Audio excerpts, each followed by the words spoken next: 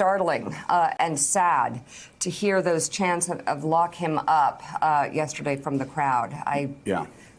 Take pleasure in that. It really was. There have been many traditions that have been brought about by Donald Trump and his supporters and people around him that are un-American, even fascist, like the chants of lock her up, the send her back. But the lock her up about Hillary Clinton repeatedly has become a centerpiece, and that's what dictators do. They take over and then they start talking about imprisoning others, and it's un-American. It's well, here's the chant here.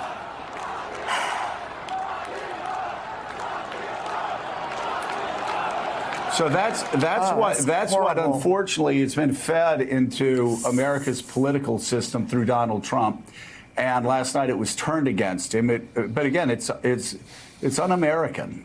So what you just heard there was Mika Brzezinski and Morning Joe Scarborough on MSNBC suggest that those people chanting lock him up, lock him up, lock him up at President Trump last night were doing something un-American when they did that. That they were acting in an un-American fashion. That only people who support totalitarian or, despotic or anti-democratic regimes do stuff like chant lock him up, lock him up, lock him up.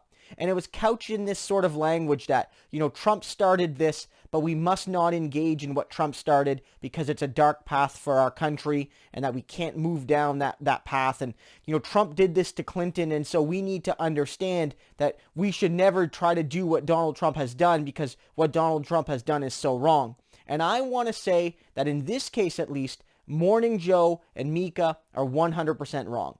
There is no equivalence between Donald Trump egging on his supporters to chant lock her up, lock her up, lock her up, or send her back, send her back, send her back, versus people spontaneously doing it in a crowd aimed at a president who started it. And let's be real, I'm not a defender of Hillary Clinton.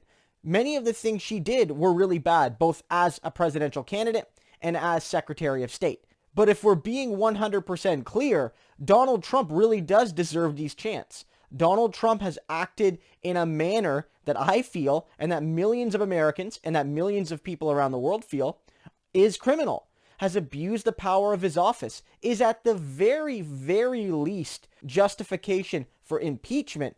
But I feel that that's not necessarily the end of it. Some of the actions Trump has undertaken before his time as president, during his time as a candidate, and during his time now as president is criminal. And I don't think it's unreasonable or un-American for Americans to speak the truth and suggest that they feel this president should be locked up. 100%. There's nothing wrong with that.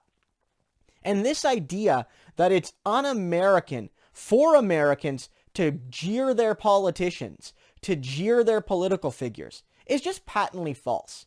That's an old American tradition. Whether or not it's always been done for the right reasons, whether or not it's always been aimed at politicians that have deserved it, to say that chanting things at politicians is un-American is laughable, right? Like, let's be 100% real. That is as American as apple pie.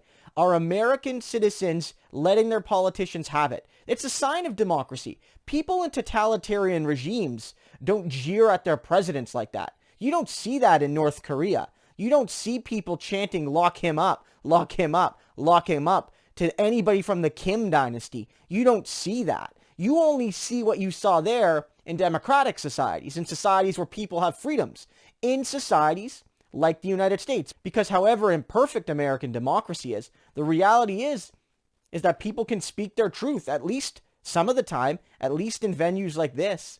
And you saw that. You saw Americans doing what Americans do, using their free speech to criticize their elected official, the highest elected official in the land, and let him know that the people want him out of office and that the people want him to face up to the crimes that he has committed. That is quintessentially American. And I have to say that this whole narrative you've heard from Joe Scarborough on his show over the last few months, really during the entire Trump regime, has been predicated on this return to respectability.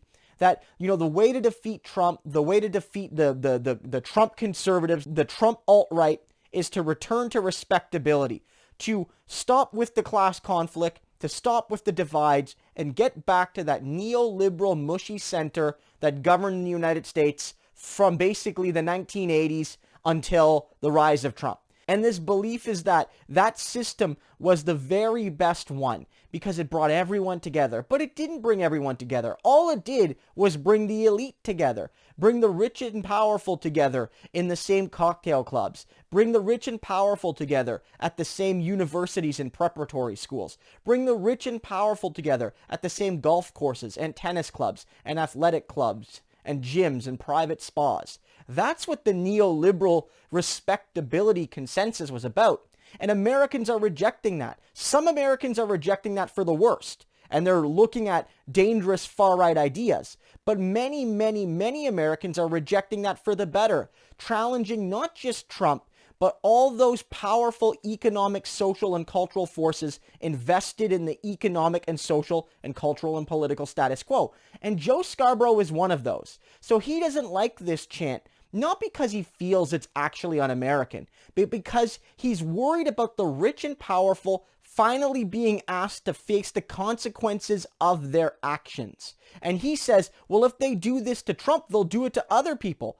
Well, yeah, probably, but those people will deserve it too, because Trump may be the object of focus right now in terms of corruption. But if you get rid of Trump, there will be other corrupt leaders. There will be other leaders who have abused and will abuse their power to enrich themselves and their family and their fellow elites at the expense of everybody else. And so those politicians should fear the people, should fear that the people are now willing to stand against them like never before. And if regular people finally voicing their displeasure at the social and political and cultural and economic elite makes Joe Scarborough feel like they're un-American, well, maybe it's Joe Scarborough who's un-American.